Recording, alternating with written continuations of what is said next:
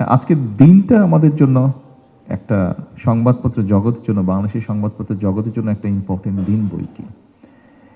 এই দিনে, আজকের এই দিনে বাংলাদেশের সকল সংবাদপত্র একসময় বন্ধ করে দেওয়া হয়েছিল। হাতে গোনা মাত্র 4টি সংবাদপত্র ছিল।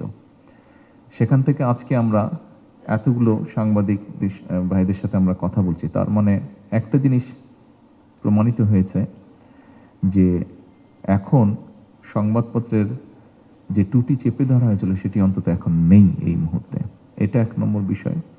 2 নম্বর বিষয়, এই যে সংবাদপত্রের যে আমরা যেটা বলি মাল্টিপ্রেসি ডেমোক্রেসি, যেভাবে সংবাদপত্রের স্বাধীনতাকে কেড়ে নেওয়া হয়েছিল, মাত্র 4টা সংবাদপত্রকে সব বন্ধ করে দিয়েছিল। একই সময় আমরা দেখেছি বাংলাদেশের সব রাজনৈতিক দলকে বন্ধ বিলুপ্ত করে বাকশাল নামে একটা দল গঠন করা হয়েছিল।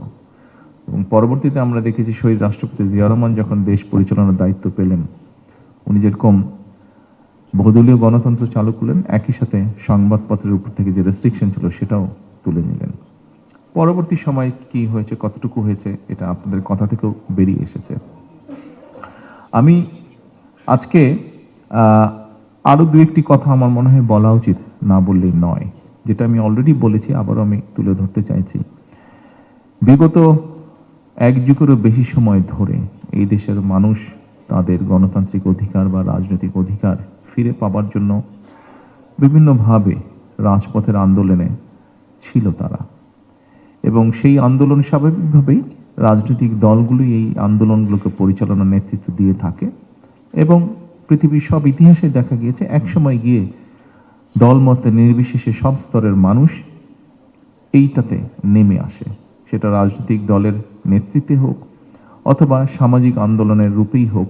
একটা সময় মানুষ নেমে এসে যখন অত্যাচারের মাত্রা খুব বেশি বেড়ে যায়, এবং 5ই আগস্ট তার আগে দিয়ে এরকমই ঘটনা ঘটেছিল, এবং 5ই আগস্ট সেটা একটা পরিপূর্ণতা লাভ করেছিল।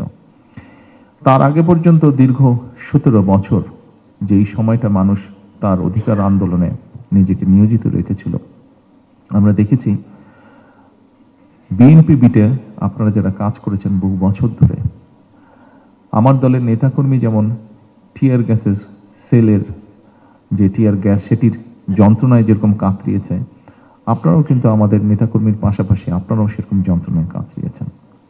এরকম অনেক ঘটনা ঘটেছে যে তৎকালীন আইন শৃঙ্খলা বাহিনী একটি জায়গা ঘিরে ফেলেছে, যেখান থেকে আমাদের অনেক নেতৃত্বকে বা আমাদের কোনো প্রচন্ড অ্যাক্টিভ কোনো কর্মীকে তুলে নিয়ে যাবে।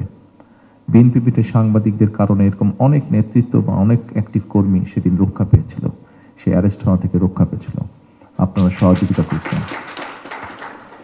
আগে সুযোগ হয়নি, এত বছর সুযোগ হয়নি, আজকে আপনাদের সাথে সামনাসামনি কথা বলার বা বসার সুযোগ হয়েছে এই অনুষ্ঠানে। আমি আমার দলের নেতাকর্মীদেরকে তাদের বিপদের সময় এই সহযোগিতা করার জন্য এবং তাদের অত্যাচার নির্যাতনের কাহিনী শত বাধা বিপত্তির মধ্যেও যতটুকু সম্ভব হয়েছে তুলে ধরার জন্য, এবং একই সাথে তাদের পাশাপাশি থেকে সেই একই কষ্ট আপনারাও ভোগ করেছেন, সেই কষ্ট আপনারা ভোগ করেছেন, এই সকল কিছু মিলিয়ে আমার অবস্থান থেকে আমি আন্তরিকভাবে আমার দলের পক্ষ থেকে আপনাদের ধন্যবাদ জানাতে চাই।